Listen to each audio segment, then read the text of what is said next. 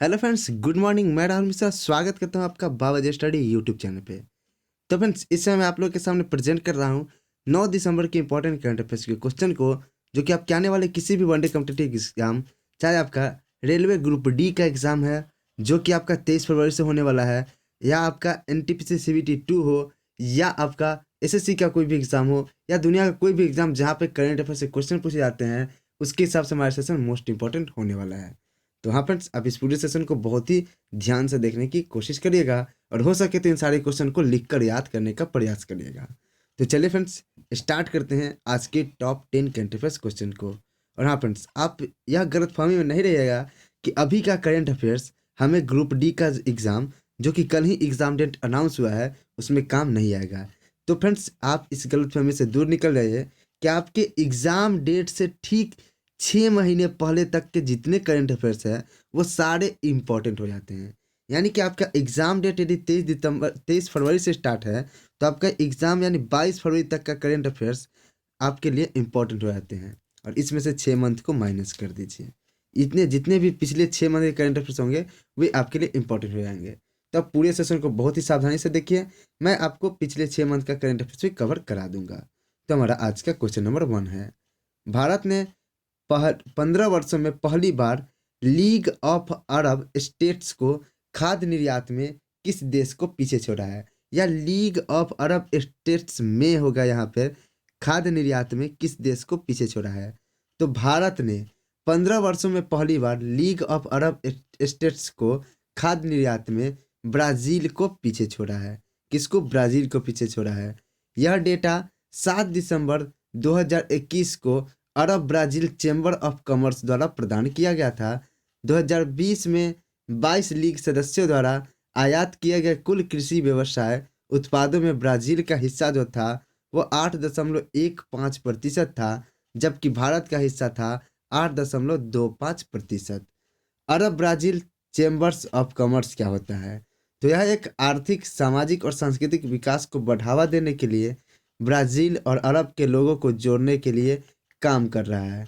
यह अरब मंडलों के संघ का सदस्य है। संगठन कई लाभ प्रदान करता है जो व्यवसाय करने के लिए आवश्यक है, जैसे उद्यमियों के संपर्क, वितरण, बाजार अनुसंधान और अध्ययन, व्यापार शो में भागीदारी, व्यापार नेटवर्किंग इत्यादि। इसका प्रधान कार्यालय ब्राज़ील के साओ पाउलो शहर में स्थित है। तो फ्रेंड्स, भारत ने ब्राज़ील को पीछे छोड़ा है, तो ब्राज़ील के बारे में जान लेते हैं। ब्राज़ील की राजधानी क्या है? तो ब्राज़ीलियस ब्राज़ील की राजधानी है। ब्राज़ील की मुद्रा क्या है? तो ब्राज़ीलियाई रियाल ब्राज़ील की मुद्रा है। और ब्राज़ील का राष्ट्रीय खेल क्या है? तो फुटबॉल ब्राज़ील का राष्ट्रीय खेल है। तो फ्रेंड्स, ये थे क्वेश्चन नंबर 1 और उसके रिगार्डिंग इंपॉर्टेंट फैक्ट्स जो कि मैंने आपको बताए। अगर फ्रेंड्स आपको हमारी मेहनत पसंद आती है तो हमारे इस वीडियो को लाइक, चैनल को सब्सक्राइब और वीडियो को एक शेयर जरूर कर दे।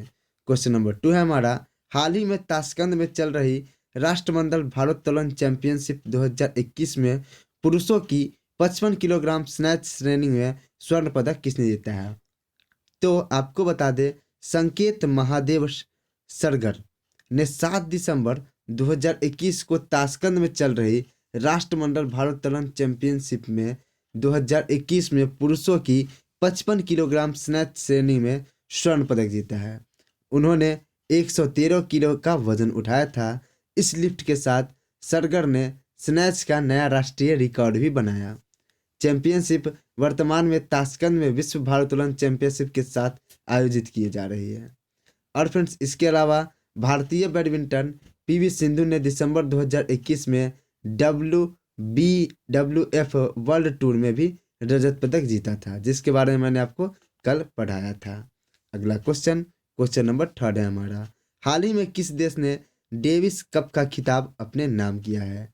तो डेविस कप का खिताब के लिए रूस का 15 साल का इंतजार 2021 के दिसंबर महीने में समाप्त हुआ, जिसमें रूस ने इस डेविस कप के खिताब को अपने नाम किया है। डेनियल मेदवेदेव ने दूसरे एकल मैच में मॉरिन सिलिक को 7-6 से हराकर फाइनल में रूस को क्रोएशिया पर 2-0 की बढ़त दिलाई। यह रूस का तीसरा डेविस कप है और 2006 के बाद यह पहला खिताब है। 2006 से पहले ही रूस खिताब जीता था, आखिरी बार 2006 में। रूस का दूसरा डेविस कप का खिताब 2002 में जीता था। 2005 और 2018 में जीत के बाद क्रोएशिया भी अपना तीसरा खिताब जीतना चाह रहा था, लेकिन रूस उसे असफल कर दिया। डेविस कप पुरुषों के टेनिस के प्रमुख अंतर्राष्ट्रीय टीम इवेंट होता है, जिसका पहली बार 1900 में खेले गए इवेंट को मूल रूप से अंतर्राष्ट्रीय लॉन टेनिस ट्रॉफी कहा जाने लगा। डेविस कप का नाम अमेरिकी कॉलेजियन ड्वाइस फिली डेविस के नाम पर रखा गया था, जो कि अमेरिका और ग्रेट ब्रिटेन के बीच एक चैलेंज टेनिस मैच शुरू करने का विचार लेकर आए थे। आपको बता दें कि यह जो जीता है कप रूस ने जीता है। तो रूस की कैपिटल क्या है? तो मॉस्को रूस की कैपिटल है। रूस की करेंसी क्या है? तो रशियन रूबल रूस की करेंसी है। रूस के प्रेजेंट टाइम के राष्ट्रपति कौन है? तो व्लादिमीर पुतिन रूस के प्रेजेंट टाइम के राष्ट्रपति है। और रूस के प्रेजेंट टाइम के प्राइम मिनिस्टर कौन है? तो मिखाइल मिशुस्तिन रूस के प्रेजेंट टाइम के प्राइम मिनिस्टर हैं। तो यह गए रूस के बारे में इंपॉर्टेंट फैक्ट। क्वेश्चन नंबर 4 है हमारा, शारदा मेनन का संबंध निम्नलिखित में से किससे है? तो भारत की पहली महिला मनोचिकित्सक अर्थात चिकित्सा से संबंध, तो भारत की पहली महिला मनोचिकित्सक माने जाने वाली शारदा मेनन का दिसंबर 2021 में जो है निधन हो गया। और उनका संबंध जो था वह चिकित्सा से था। वह मानसिक स्वास्थ्य के क्षेत्र में अपने काम के लिए 1992 में पद्म भूषण सहित कई पुरस्कारों से नवाजी गई थी। वह 1959 में चेन्नई में मानसिक स्वास्थ्य संस्थान में काम करना शुरू करके देश की पहली महिला मनोचिकित्सक बनी थी। अगर आपसे क्वेश्चन इस तरफ भी आए, और क्वेश्चन आएगा ही आपके एग्जाम में डायरेक्ट छपेगा कि देश की पहली महिला मनोचिकित्सक कौन थी, तो शारदा मेनन देश की पहला महिला मनोचिकित्सक थी। और यह क्यों एग्जाम में छपेगा? क्योंकि फ्रेंड्स यह इनका अब निधन हो गया है। तो जो करेंट टाइम में रहेगा वही ना आपके एग्जाम में आएंगे। अगला क्वेश्चन नंबर हमारा 5 है। हाल ही में अदामा बैरो को किस देश के राष्ट्रपति के रूप में फिर से चुना गया है? तो अदामा बैरो ने गाम्बिया के राष्ट्रपति के रूप में दूसरा कार्यकाल जीत लिया है। बैरो ने कुल 53% वोट प्राप्त किया। वह आधिकारिक तौर पर अपना दूसरा 5 साल का कार्यकाल 19 जनवरी 2022 को शुरू करेंगे। वह 2017 से इस पद पर काबिज हैं। गाम्बिया एक छोटा पश्चिम अफ्रीका का देश है जो कि सेनेगल से घिरा हुआ है और इसके पास एक संकीर्ण अटलांटिक तटरेखा भी है। तो फ्रेंड्स यह जो है गाम्बिया के राष्ट्रपति के रूप में अडामा बैरो ने शपथ लिया है। तो गाम्बिया की कैपिटल क्या है? तो बंजुल गाम्बिया की कैपिटल है। गाम्बिया की करेंसी क्या है? तो गाम्बियन दलासी गाम्बिया की करेंसी है। गाम्बिया के प्रेजेंट टाइम के राष्ट्रपति कौन है? तो अदामा बैरो गाम्बिया के प्रेजेंट टाइम के राष्ट्रपति है। और गाम्बिया का राष्ट्रीय खेल क्या है? तो गाम्बिया का भी राष्ट्रीय खेल फुटबॉल है। क्वेश्चन नंबर हमारा 6 है, रविन्द्रनाथ टैगोर साहित्य पुरस्कार निम्नलिखित में से किसने 2020 में जीता था? तो रविन्द्रनाथ टैगोर साहित्यिक पुरस्कार जो जीता था वो 2020 में जीतने वाले थे हमारे, आपको बता दें कि राजकमल झा। और यह न्यूज़ में क्यों है? तो आप सोच रहे हो कि अभी तो 2021 चल रहा है लेकिन 2020 की बात क्यों गई है? तो वर्ष 2021 और 2022 के लिए रविन्द्रनाथ टैगोर साहित्य पुरस्कारों को एक साथ ही वितरित किया जाएगा, जिस कारण इसे के वितरण पर अभी रोक लगा दिया गया है। और इसलिए जो 2020, 21 और 22 वाला है यह नई दिल्ली में इन दोनों का वितरण किया जाएगा। तो अभी इसका वितरण नहीं किया गया है लेकिन इसके बारे में बात चल रही है। तो आपका इम्पोर्टेंट हो जाता है आने वाले एग्जाम के दृष्टिकोण से कि 2020 में यह पुरस्कार किसे दिया गया था? तो राजकमल झा को दिया गया था। क्वेश्चन नंबर 7 है, 56वां ज्ञानपीठ पुरस्कार निम्नलिखित में से किसने जीता है? तो आपको बता दें कि प्रख्यात असमिया कवि नीलमणि फुकन जूनियर को 56वां ज्ञानपीठ पुरस्कार दिया गया। नीलमणि फुकन का जन्म 1933 में हुआ था। उन्होंने असमिया भाषा में कविता की कुल 13 पुस्तकें लिखी थी और असमिया साहित्य के अन्य विधाओं पर भी काम किया। नीलमणि फुकन को पद्मश्री साहित्य अकादमी, असम वैली अवार्ड व साहित्य अकादमी फेलोशिप से सम्मानित किया जा चुका है। अगला क्वेश्चन क्वेश्चन नंबर हमारा 8 है। महिला टेनिस एसोसिएशन ने निम्न में से किस खिलाड़ी को साल की सर्वश्रेष्ठ नवोदित खिलाड़ी का अवार्ड प्रदान किया है? तो महिला टेनिस एसोसिएशन ने दुनिया के 19वें नंबर की खिलाड़ी एमा रादुकानु, कौन? एमा रादुकानु को साल की सर्वश्रेष्ठ नवोदित खिलाड़ी का अवार्ड प्रदान किया है। एमा रादुकानु वर्ष 1968 के बाद यूएस ओपन का महिला सिंगल खिताब जीतने वाली पहली ब्रिटिश महिला बनी है। एमा का जन्म 13 नवंबर 2002 को टोरंटो कनाडा में हुआ था।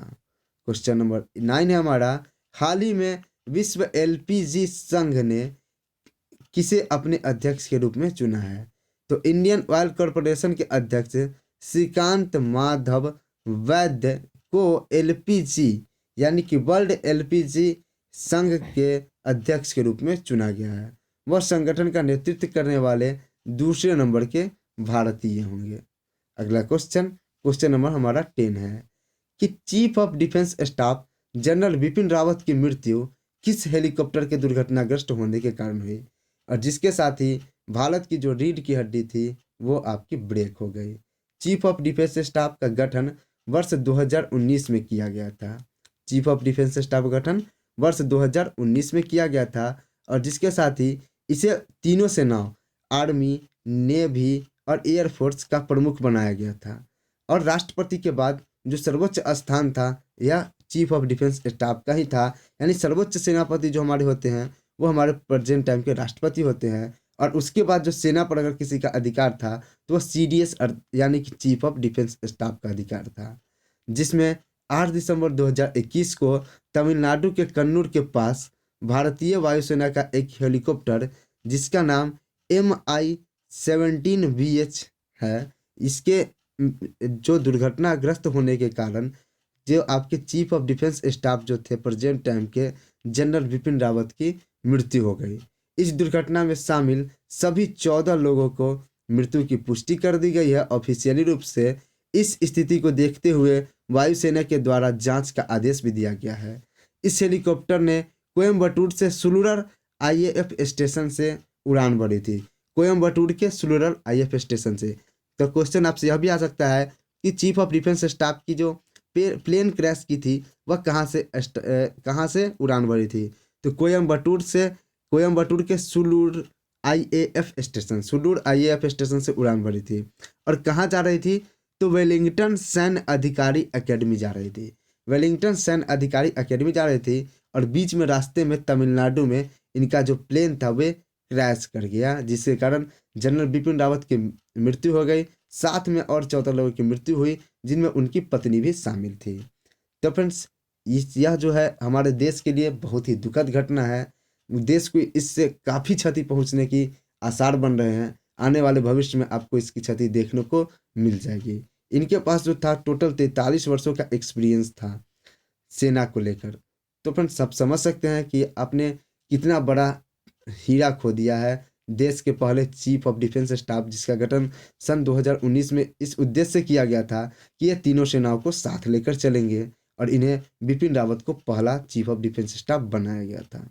तो फ्रेंड्स ये थे आज के टॉप 10 करंट अफेयर्स क्वेश्चन जो कि मैंने आपको बताया। उम्मीद करता हूँ कि आपको हमारा सेशन पसंद आया होगा। यदि सेशन पसंद आए तो वीडियो को लाइक, चैनल को सब्सक्राइब और वीडियो को एक शेयर जरूर करें। तो मिलते हैं अपने नेक्स्ट वीडियो में, तब तक के लिए जय हिंद, जय भारत, वंदे मातरम।